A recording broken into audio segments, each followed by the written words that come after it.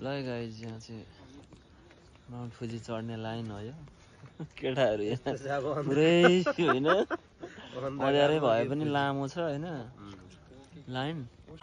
Guys position होइन अब हामीहरू हो होइन हामी यता पोजिसन होइन हाम्रो दाइ छ नि टक्क हामी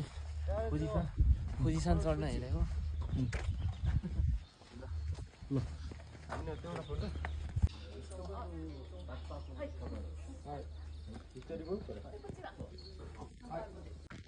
यो चाहिँ छिर्ने ठाउँ यस्तो हुन्छ र छिर्ने ठाउँ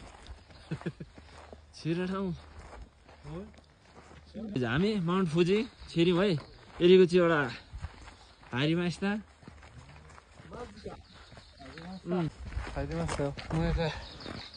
continue guys okay Continue guys, let's go. Okay हैन अब सनराइज हुने बेला अलि भएको छैन है गाइज ल पुरी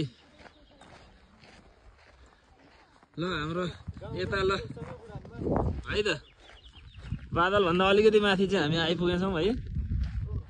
गाइज सनराइज हुने बेला हुन आँट्यो माउन्ट फुजी चढ्दैछौँ होइन गफबात गर्नु पर्यो है त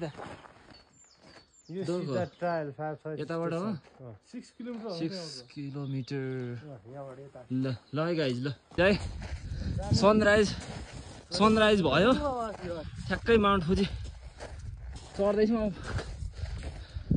माउन्ट फुजीको टुप्पो उ त्यहाँ हो है हाम्रो यता सर पुरै बिर्ख पोजमा हुनुहुन्छ होइन यता अर्को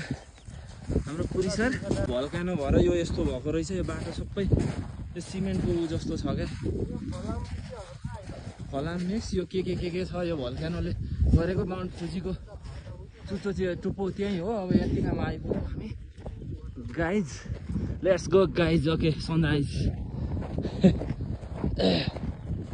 सूर्य उदाइसक्यो बाटो यही हो माउन्ट फुजी चढिँदैछ